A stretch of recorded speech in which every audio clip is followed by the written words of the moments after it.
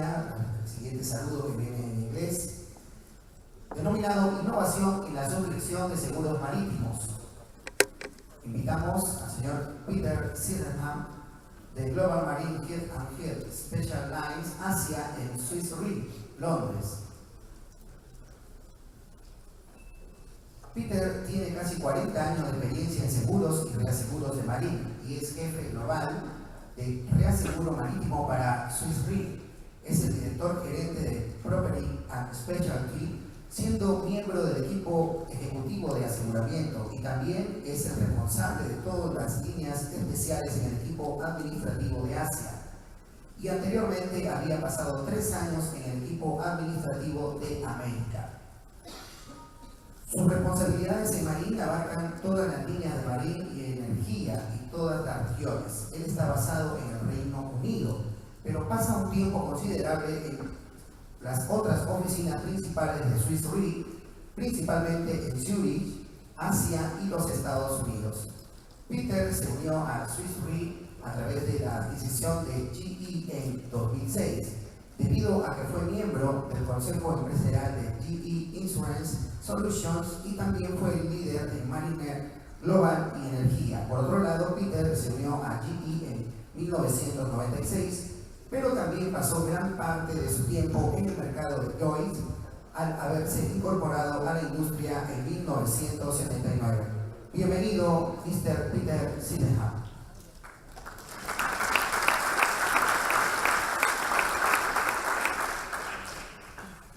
Many thanks for inviting me here today to the committee. I'd like to discuss innovation, which is really crucial for our industry. It's really important. The recent storms, allied to the very low industry returns, mean that a hardening market is inevitable. But it's also crucial to continue to evolve. Being innovative is not a desire, it's a need. It's a requirement if we're truly to differentiate ourselves.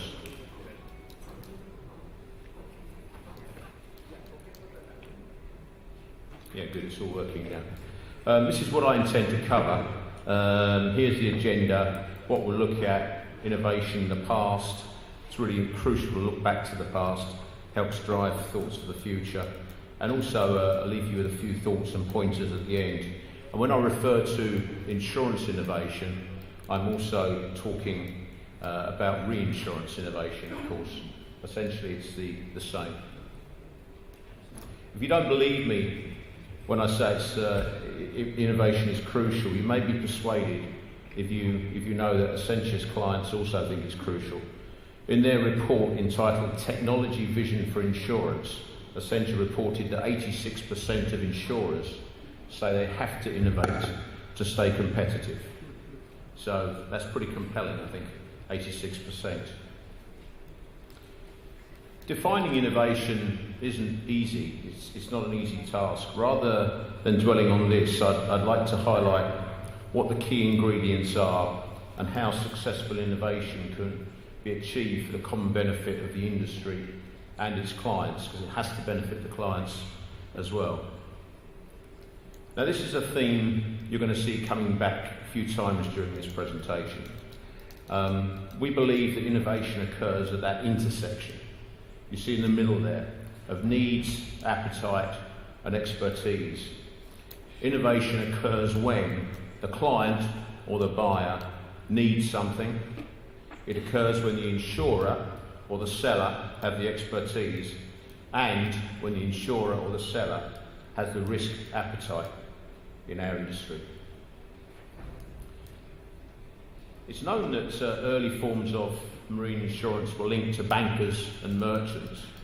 I don't want to cover the history in too much detail, but I would like to walk through from a slightly different perspective some of the pointers which help us look at future innovation. Let's try and see where the innovation lay and what made it possible, how those same three forces I'll keep coming back to, need, appetite and expertise, worked together. Banking and loans were born before insurance. Ship owners and cargo owners would borrow money to fund their venture, Wealth and risks grew over time and merchants were looking for protection. Innovative bankers found a solution. If goods were lost or the ship sank, then money would be paid. The loan would be waived by the banker, essentially. Called a sea loan.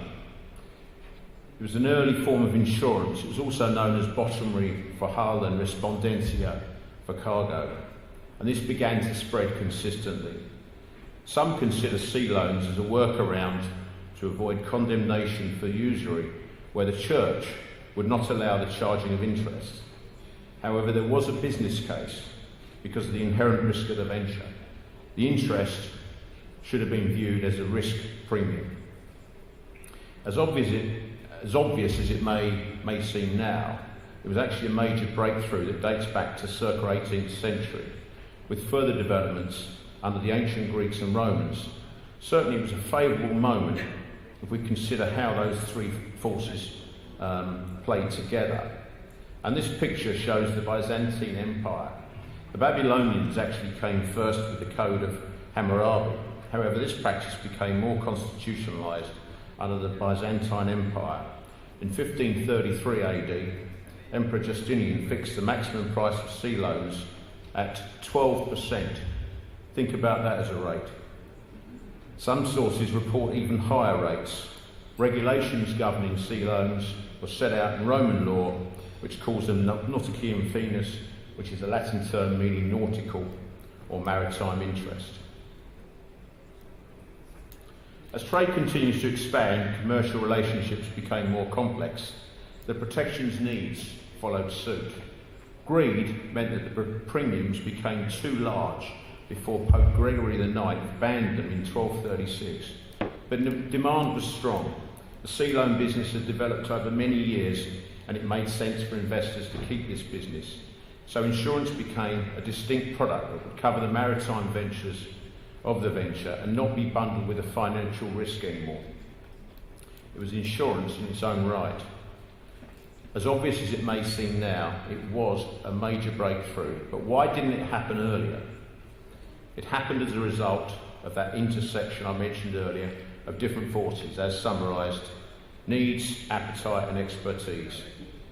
Now the picture shows the flags of the four Italian maritime republics, Venice, Genoa, Amalfi and Pisa, and these city-states played an essential role in the growing trade. And according to some reports, insurance wasn't born in Lloyd's, it was actually born in Genoa. As an old Lloyd's man myself, I might dispute that. I wasn't around then. As trade continued to grow, merchants explored the new world. So did values, wealth and exposures. Now think about that, because that's really topical at the moment. These are all increasing. Owners and merchants wanted counterparties that could meet their liabilities. Risk takers themselves became more sophisticated. There was likely a growing need for risk sharing and the share of information, because there was no internet. So information sharing was really quite tough. It was a very complex world. It was a dangerous world. Think of marine perils listed in some policy forms: pirates, thieves, jettisons, takings at sea, arrests. The sea was a very dangerous place to be. Add to this the new commercial routes, unknown perils of the sea, and finally something that again is causing us concern today: the increased accumulation risk, i.e. greater exposures, bigger ships. Just look at the new container ships as an example. So enough of history, let's look at the future. I'll revisit this needs, expertise and appetite intersection again. Remember how it helped to create marine insurance and the insurance industry as we know it today? This hasn't changed. Just as in the past, future innovation will also lie at this intersection. In some ways, we may reinvent the way marine insurance is done. For example, big promise of big data. Whatever happens, with even moderate innovation, we can certainly be in the position to support clients, society, trade and the economy with better products. And that's what we're there for, to support the economy, to support society. That's our role. We need to close the protection gap, and I'll come back to that in a minute. Address emerging risks, improve our risk selection and improve our underwriting accumulation and how we measure that.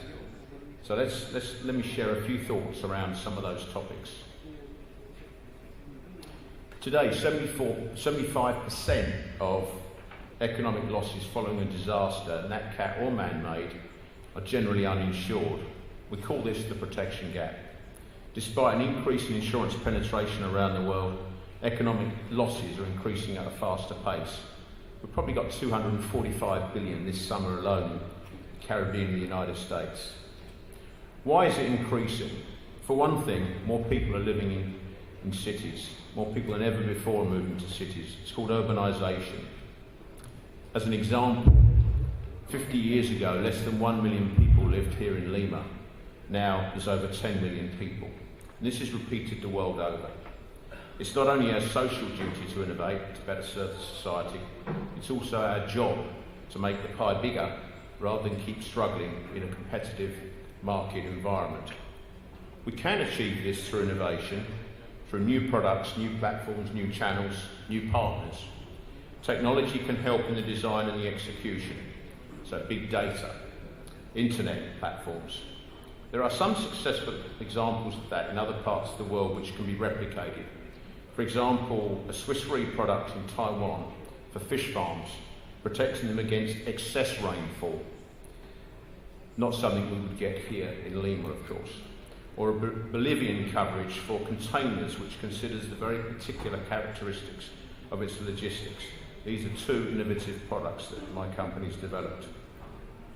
We also have a tool called CatNet, and some of your companies use CatNet. Swiss Re offers this tool to some of our clients to assess nat cat exposures.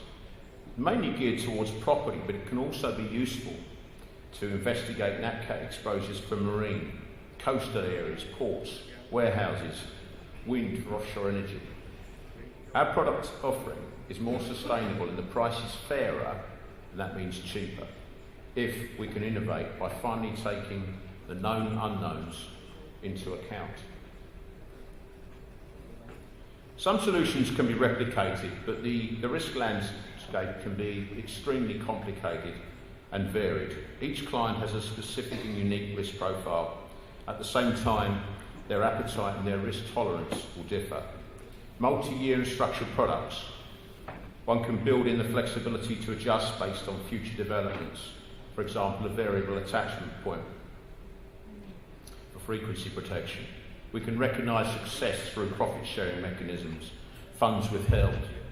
This gives coverage certainty over a longer horizon.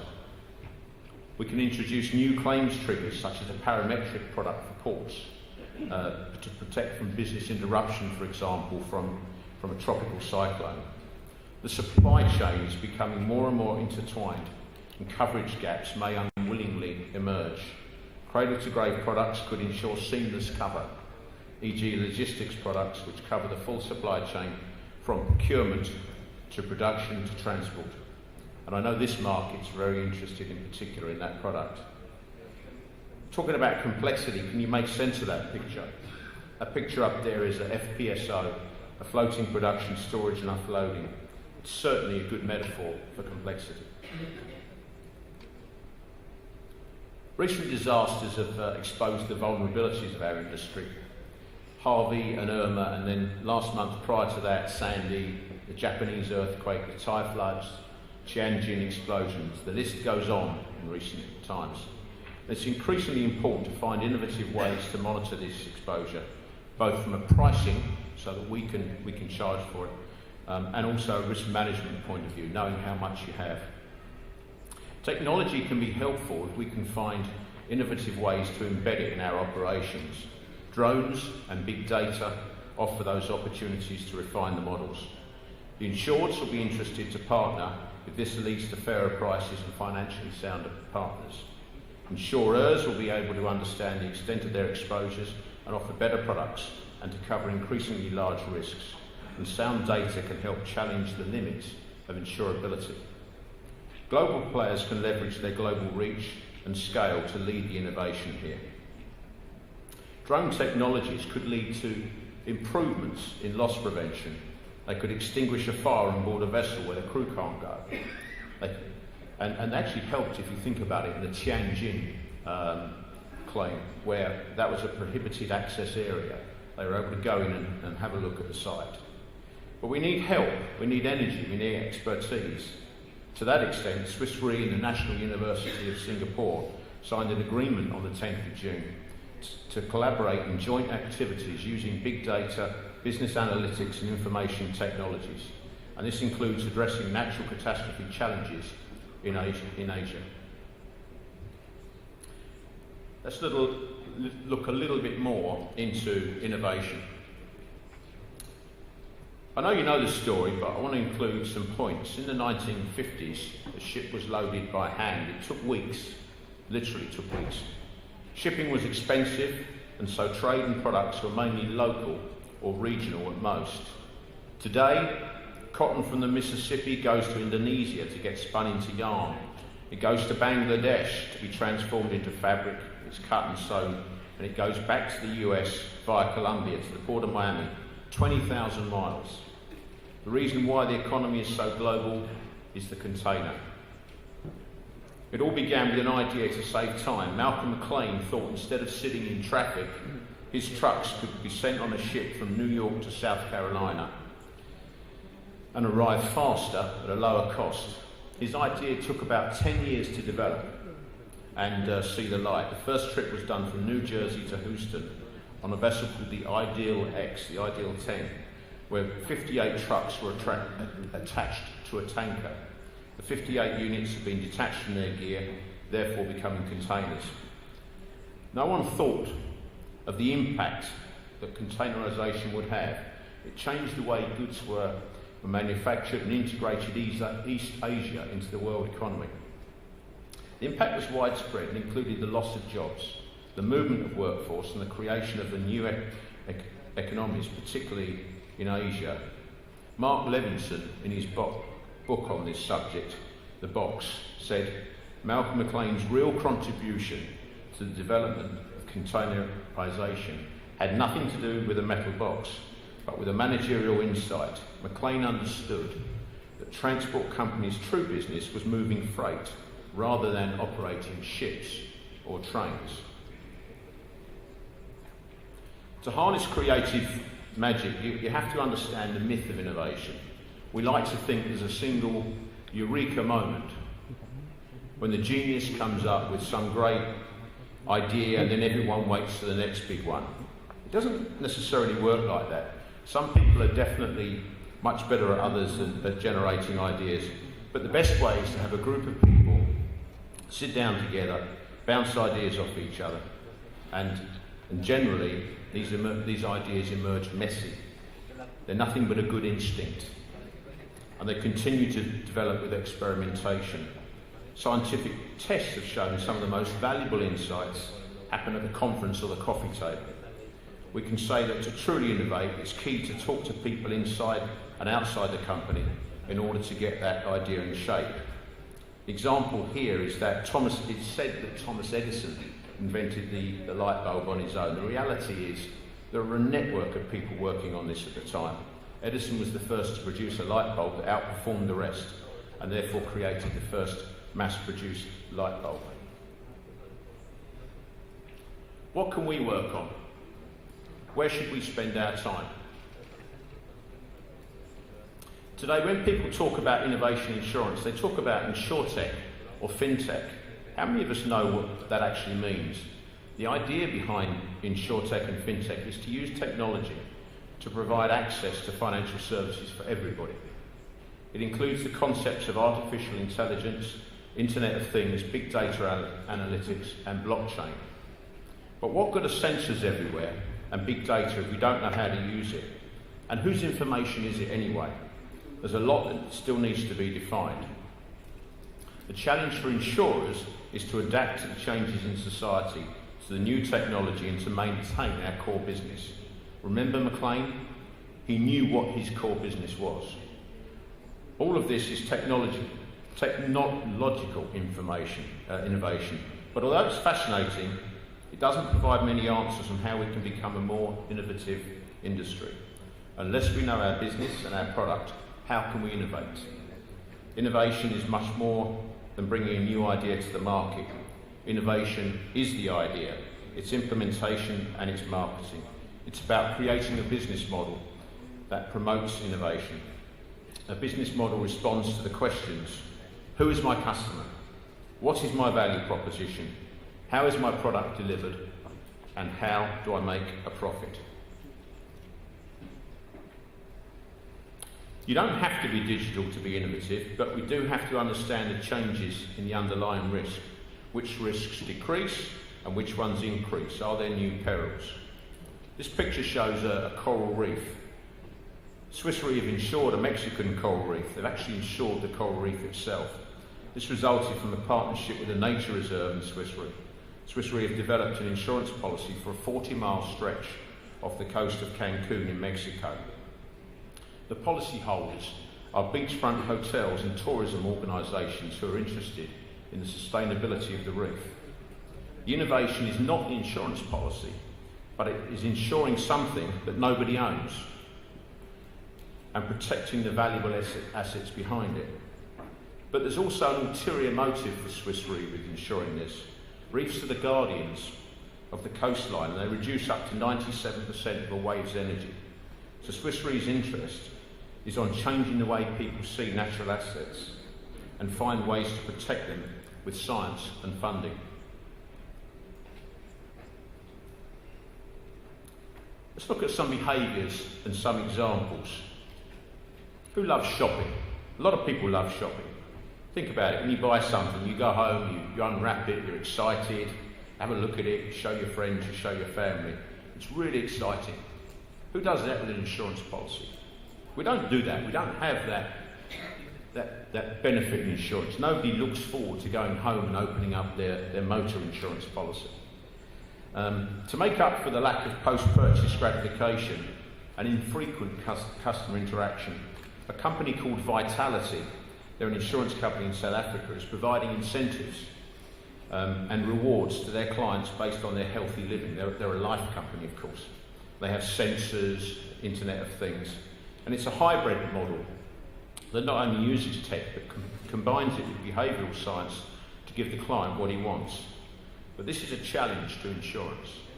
It can be fun booking a restaurant for dinner tonight, but to buy car insurance, no one looks forward to it. You don't look forward to going home and renewing your car policy. It's not fun, so we're at a disadvantage. Freemium. It's not a spelling mistake. Freemium. LinkedIn. I'm on LinkedIn. I'm already connected to many of you. If I'm not LinkedIn, send me an invitation. I'll link in with you. But I don't pay for my membership. The basic version of an offering is given away for free in the hope of eventually persuading the customers to pay for the premium version. A buddy of mine pays. He's a recruitment agent, so he wants to pay. He wants to get all the details. The free offering is able to attract the highest volume of customers possible for the company.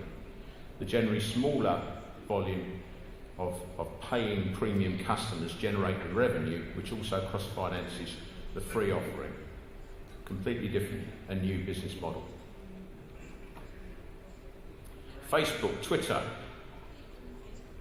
These guys all leverage customer data. New value is created by collecting customer data and preparing it in beneficial ways for internal usage or interested third parties. Revenues are generated by either selling this data directly onto others or leveraging it for own purposes, i.e. to increase the effectiveness of advertising. And they earn an awful lot from advertising. iPhone is mass-produced, but now you can choose the colours. Nike is purchased online. You can design your own shoe. These are both examples of mass customisation. Customising products through mass production once seemed to be an impossible endeavour. The approach of modular products and production systems has enabled the efficient individualisation of these products. As a consequence, individual customer needs can be met with mass production circumstances, and that means competitive prices. Uber and Zipcar are examples of pay-per-use using digitalisation. Nobody can discuss innovation without using the word Uber. Indeed, Uberization has become a word for disruption within any sector. In this model, the actual usage of a service or product is metered. The customer pays on the basis of what he or she effectively consumes. The company is able to attract customers who wish to benefit from the additional flexibility, which may be priced higher. Don't forget, when you hire your Uber, you're sometimes paying an excess charge 2 or 3 times. You don't mind. Maybe you do, you go and get a taxi. If it's raining, it's not so handy. You don't mind paying more. These models are useful to think of in terms of products. Swiss Re, for example, recently closed a deal in Mexico on a pay-as-you-drive solution that combines motor insurance with big data. We all need to get involved to try new things, to explore. Let's look at a couple of examples of this. How do you challenge a business model? You have to understand your current one first. You have to understand your current business model. Think about where you want to go so you can identify where you need to make some changes, where opportunities lie and where there could be threats. Be creative, use your imagination and your previously acquired knowledge to move in new directions. Challenge yourself through pattern confrontation, using other industries and other business models and trying to adapt them to our situation. Integrate results. This is an art, and there's no real innovation without a discussion to get with the relevant stakeholder. It's necessary to go back to those basic questions: who, what, how, and the value. Just like McLean, remember the container inventor, we need to understand our business and open our minds to find the best model that fits our business. With optimum creativity, you find people switching back and forth between moments of solitude and moments of collaboration. Often you need to give people a chance to have the solitude to reflect on something, to really flesh it out in their own way. And when they bring it to the table and share it with co-workers, that's when the synergy happens. That's when great insights tend to happen, and you need both. Scribble, play, explore. Look how creative young children are with a pencil and some paper, or even just a wall, a painted wall. This is Charles Darwin, not Father Christmas, for those of you wondering. According to his notebooks, it took 2 years for Charles Darwin to develop his theory of evolution. It all started with an observation, an inkling that there was something more in what he was seeing. He revisited these ideas and added on to them until one day the whole picture came together and he finally came up with his theory on the origin of the species.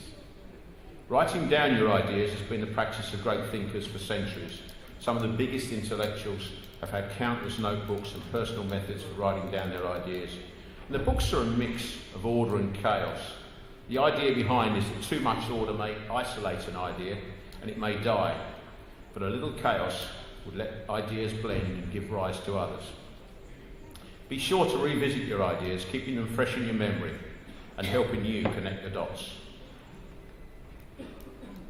It's okay to fail, but keep trying and learn from the mistakes. They may lead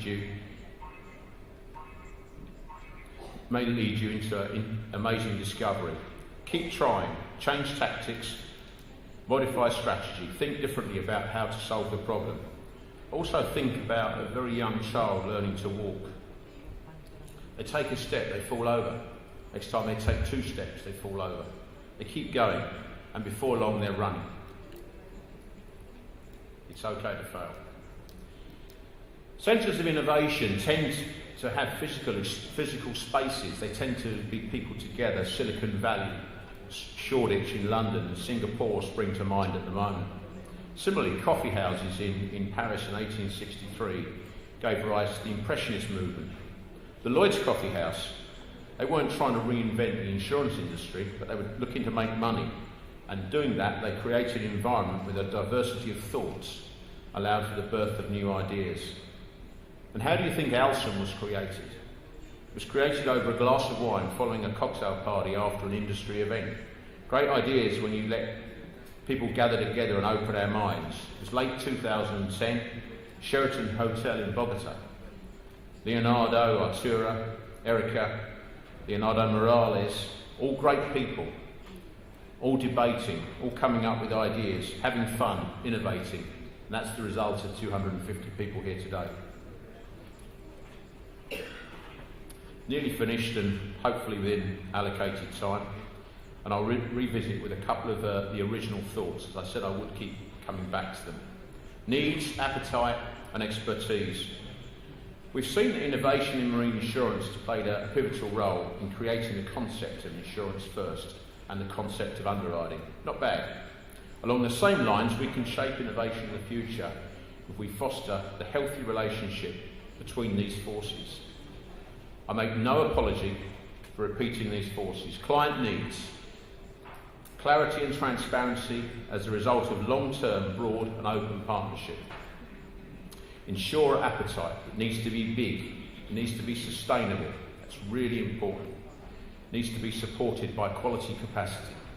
Novelty should not come at the cost of sustainability. And insurer expertise, broad and deep, with global reach to support innovative product structure and development. For more than 1,000 years, the marine industry has innovated to support society and ensure new, more complex and bigger risks. We're still faced with the same challenge and we need to step up as we did in the past.